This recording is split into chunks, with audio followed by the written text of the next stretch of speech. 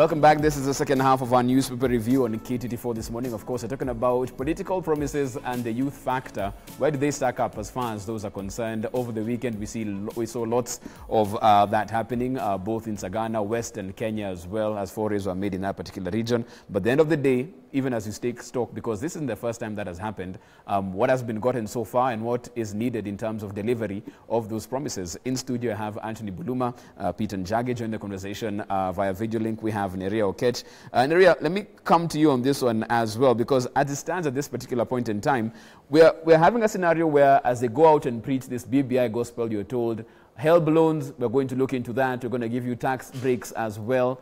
Why can't we have that done now? And even as you speak, I think you've muted your microphone, but as you unmute it, why can't we bring those changes much closer so that the youth can actually feel these promises that have been made can actually be delivered?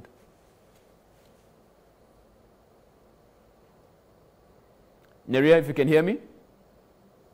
Okay, we'll try and... Okay, you need to unmute your microphone, Nerea. Jeff, we cannot underestimate the importance of political goodwill. And that's why I think Kenya, as far as the political environment is concerned right now, for government, meeting promises, I tracked promises made to young people from as far back as 2007, 2013, and 2017 elections, and two of them stood out: the issue of jobs and the issue of education, making it accessible to all young people. But when I want to come to the aspect of this help and the fact that it has not been implemented up to now, there is a story of a young man, on my social media, on Facebook, that calls himself Without How. He has broken down his problems with help, his challenges. He graduated in 2016. We are already in 2021. He has no job. This young man has been charged accrued interest from the 2 months before he graduated. And so it tells you that there wasn't political goodwill to handle this. And I think I want to appreciate the fact that young people, especially in education, I want to appreciate Zach Kinuthia, I want to appreciate Babu Wino for speaking about health issues and bringing them to the table as young people. And so if we have political goodwill, then there's nothing that can be done. The HELP Act has to be changed for us to implement this, but the fact that it has been put in the BBI document tells you that what young people have spoken about and have tabled to the presidency, supported by the Right Honorable Raila Odinga, is significant enough to be put in a document of national importance, like the BBI. And for me, I do not take it as a joke. And I want to very, very strongly disagree with the fact that you can take young people and radicalize them and tell them that they have now become hustlers.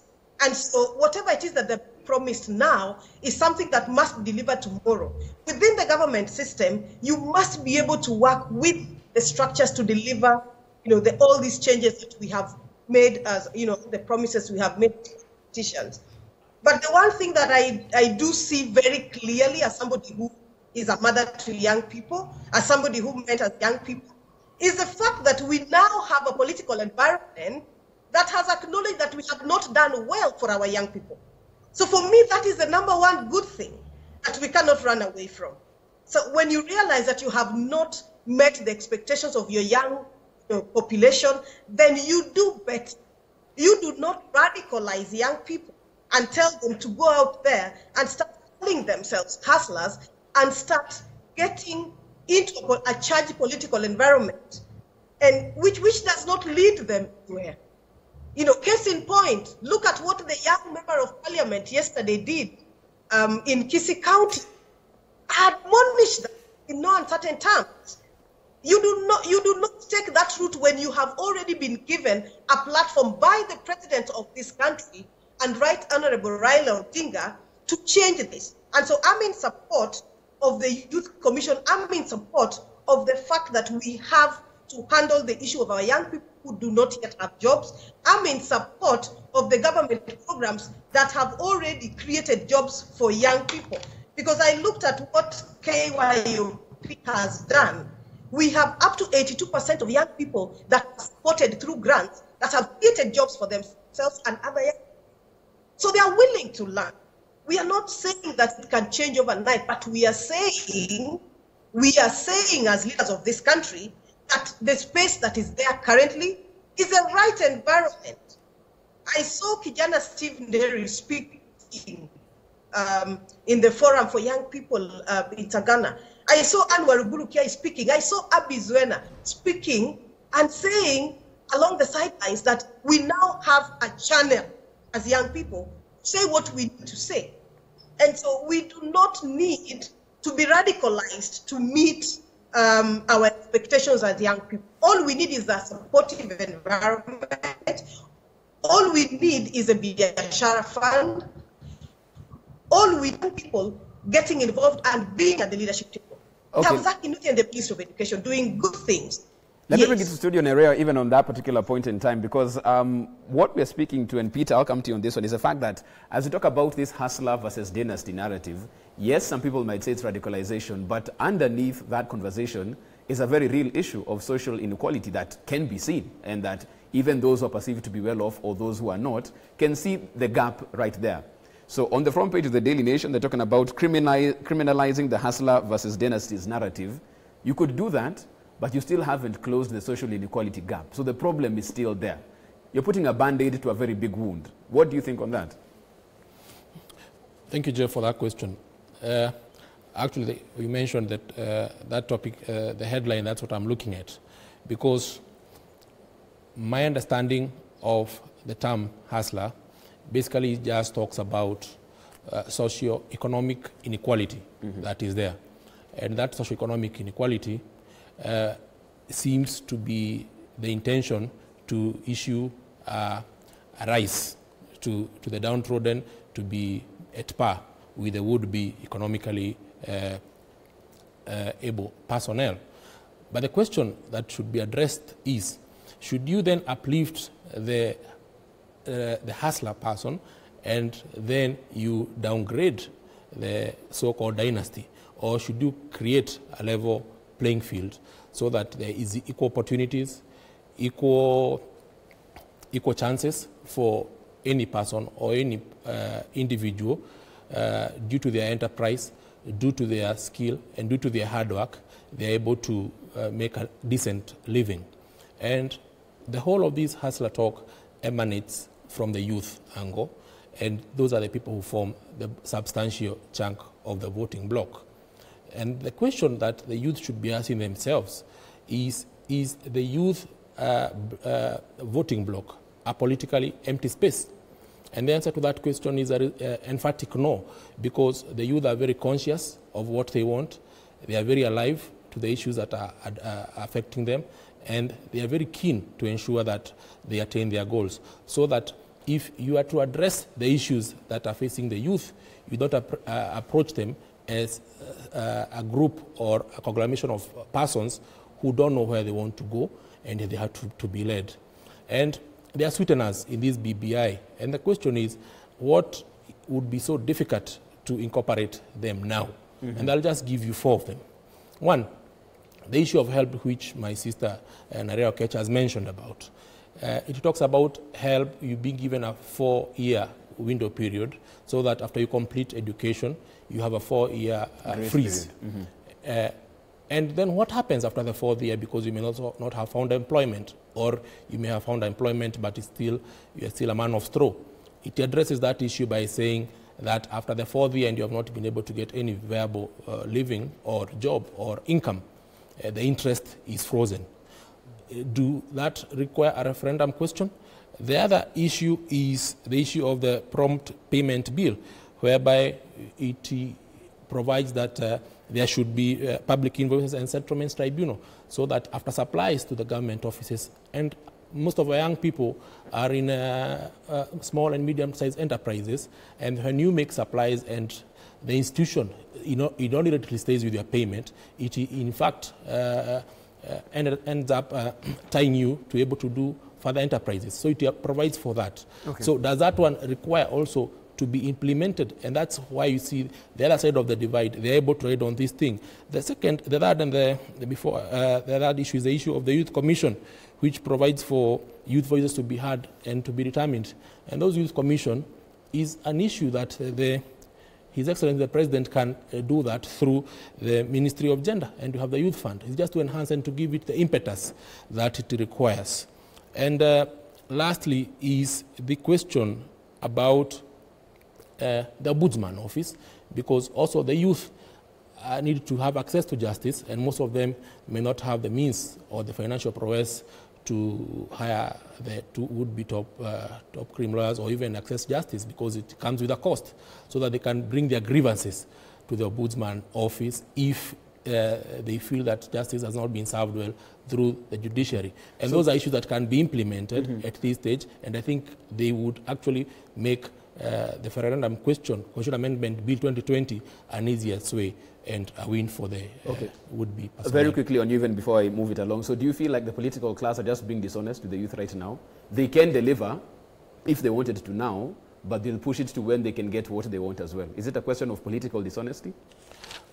Well, I find it more like a question of political interest, because on one hand, there are these sweeteners which are meant to attract you. On another hand, you see like in Article 98, which provides that under the BBI, it talks that we shall have now 98 personnel, 98 senators rather, such that each constituency is going to give rise to one man and one woman. So the 16 positions that are there in terms of the women, youth, and people with disability will be scrapped off. But you don't hear the political class talking about the positions. And also this one will also bring a tax burden to the citizen, to the taxpayer. It's a question of political interest. Political interest. Okay, let me come to you, Anthony, on this one. And I want us to speak to this particular issue that might be on the floor of the National Assembly. Because as Peter has also put it, when you talk about hustlers, it really is made up of the youth. When you talk about this hustler narrative, so to speak, when you go this direction of taking it and trying to make it seem as if it's incitement as well, are you solving the problem? Or are you finding a flame, if there was one, to begin with? Jeff, that's a very good question. And I beg to actually give my thinking from the youth perspective. And not from a political perspective, because you see the people who are shaping, the debate around hustler dynasty are the political class, and they are doing it so intentionally to basically attract traction towards whatever camp. So I will not fall into that trap, and I urge many young people not to fall into that trap.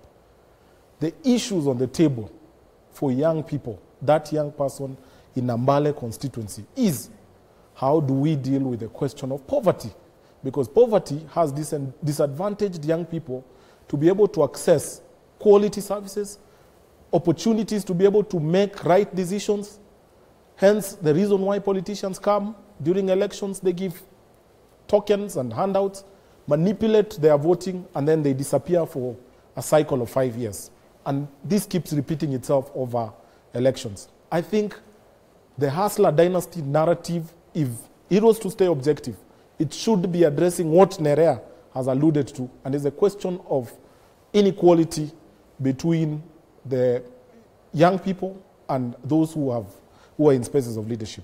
And I think there's a genuine desire by young people, whether you call them hustlers or dynasties, to be part and parcel of the negotiators on the negotiating table, so that they share in the national cake. And I think even the media should shape this debate in that direction, because if we play to the trap of the political class that is inviting us to think as a divided lot, we will actually have a divided country. And remember, people who are technical on these matters of peace building and whatnot, they tell you violence begins in the mind and then it is manifested. So what we react to most of the time is the effect or the results of violence that has been forming in our minds for over a period of time. So if we keep nurturing a concept of class war, then that is exactly what you're attracting. And I think we must really persuade our young people, and I included, and I will be leading that crusade in every forum I have, to remind them that the issue on the table is not a title of a hustler or a dynasty. It's a question of, are we investing enough to alleviate poverty? Are we doing enough to expand and improve on our education system? Are we addressing the challenges of that young person from Busia and Ambale County who thinks that if we strengthen the provision and coverage of healthcare is a priority to that person? Are we thinking along the lines of we're creating a conducive environment for young people to prosper in terms of their economic aspirations? That for me is more urgent than having to satisfy somebody's desire to either be a dynasty or a hustler. And I will say this, Jeff, that the significant problems that this country is facing will never be solved with this type of a thinking. And I think the people who will introduce the new thinking are the young people. Right. And that new thinking must reflect what the tomboyers did. That new thinking must reflect what the Matibas were trying to push for. That new thinking must have the same energy that was in James Orengo when he was pushing for multipartyism. Mm-hmm. That new thinking today should be preoccupied with solving the economic challenges of our country, because when we all play at par almost with economic, in a fairly economic platform, I think we'll be able to be objective even in our decisions when it comes to voting. Because today, a lot of us will vote based on how hungry we are, you know? And it has become a norm that if I have to get to power, it is very predictable. I just need money to accumulate enough for the 5 years to allow me to bribe my way back into the same position. Right. And I think, Jeff, the hustler dynasty narrative must be diluted, and we elevate the conversation of how do we level the economic playing ground so that all of us have an opportunity. And I've given one of the solutions. In as much as I personally endorse BBI from a perspective of it has some very progressive provisions for young people that have not been there. And I would not lie to you, I even wrote them down literally when I was preparing to come for this show, because I quite identify with some of those proposals. These are things that most of us have been fighting for. You know, youth inclusion, recognition within the constitutional context, and what have you. But I will say that in as much as these promises are this attractive, what are we doing today to demonstrate political goodwill that even when this bill, BBI, is passed, there would be political goodwill to enforce that? And I will give you an example. The women to date in Parliament have been scrambling since 2010 for their inclusion in terms of the 2/3 provisions.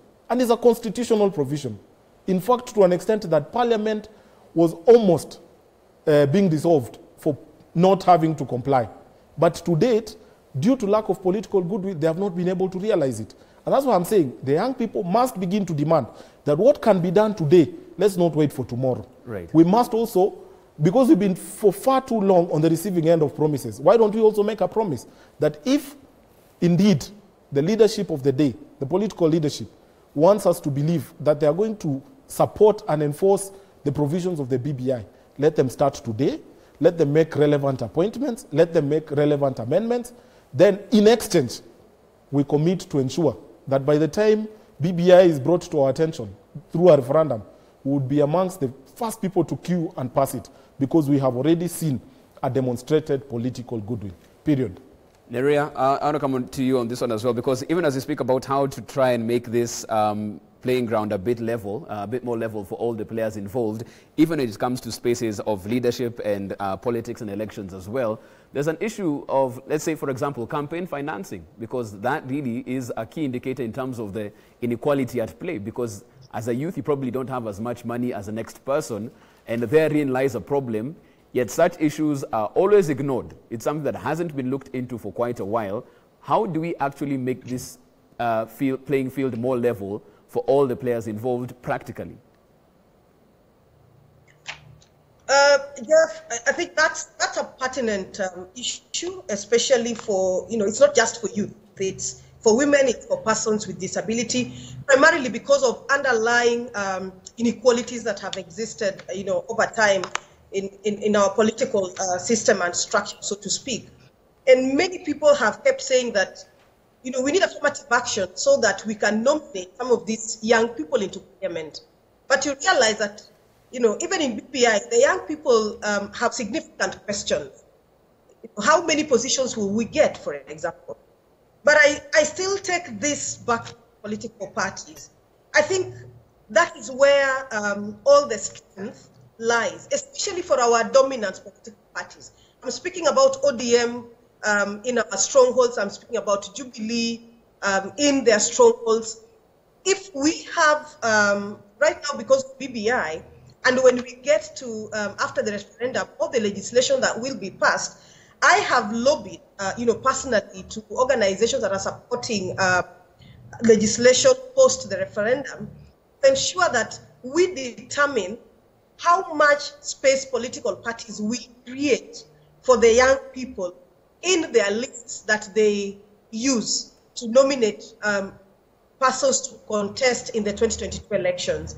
And I said it not because young people are not capable of vying and winning. I look all across Kenya. I start from the MCAs to the MPs to the senators and governors. Have a significant number, of young people, that vied and won. But it's because they had somebody who had a faith and a belief in their capacity to win and was able to put down their resources. And so even for political parties, utilize a portion of your political party's funding from RPP to support and strengthen, capacity of young people to vie. And you do not need to start in 2022. I think for me that is where we miss a lot of young people with potential to get into this leadership space. We need to start now. We need to start early. You need to be able to look at how many young people you have in your pool and what their capacity is to win elections. Sometimes we say somebody cannot win an election, but have you had time to get that person involved, for example, in party activities, to have that person, given the visibility that they need? Because people don't vote for people they don't know. So we need to bring them into this space so that people can be able to see their leadership potential. And that has happened across many political parties. But I still say we need to do more. I, for one, don't believe we need to only reserve nomination slots, because that alone is what hurts the chances of young people and women getting elected, because everybody will think that we have seats that have been reserved, so they don't need to vote for us. But the issue of resources, for me, is something that you cannot 100% resolve, because there will never be enough resources for campaign management. So we need to have parties be committed to the young people, be committed to women, be committed to people with disabilities, so that we have them at the right place, at the right time, and ready for the elections. I want to bring it back to studio, gentlemen. We have 3 minutes before we wind this up. How do we level the playing field, Peter? Because clearly there's an issue right there. How do we level this playing field? The playing field, Jeff, can be leveled only through 4 ways. One. Very quickly on them, please. One, there should be a deliberate effort by the leadership that you have entrusted to be in power, because it can trickle from top down. So a deliberate effort should be there. The second item is the issue of who are these knowers? Who are these people who speak on the behalf of the youth? Because the youth also must rise and be very clear that there's people who speak on their behalf actually neither are they youth, nor do they have their best interest at heart.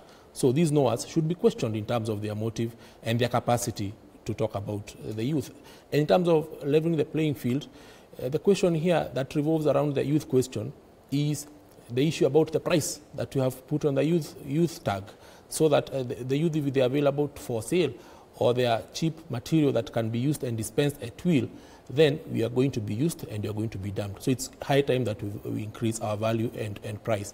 And lastly, in terms of the level playing field, is that for a level playing field to be level, Jeff, is that the issue of sharing national resources and the national cake, it is a question of numerical block and interest, so that it's very important that the youth should be very vigilant and very keen to ventilate their claim and to ventilate their cause, and be aware that nobody will speak for them, but they themselves can only speak for themselves. Okay, fantastic stuff. Anthony, let me come to you on this one, even as we wind up the conversation.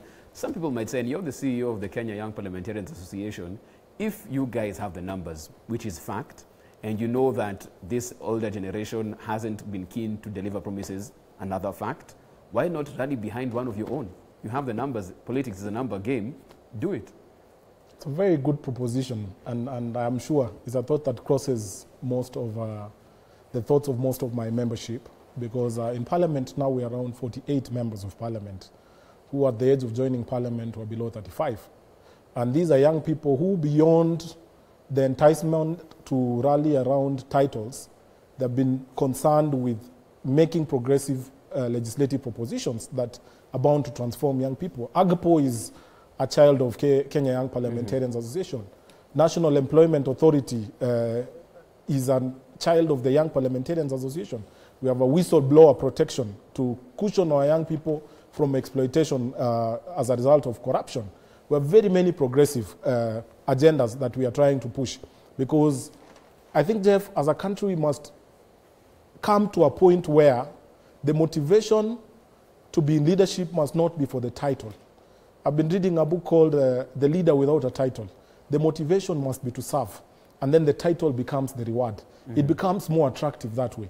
And I think it's a culture that young people must be nurtured with, because I think at the Young Parliamentarians Association, what we try to instill in our membership is that we are happy that you have been crowned with the title of Honorable Member of Parliament. But beyond the title, I think your service will outlast you.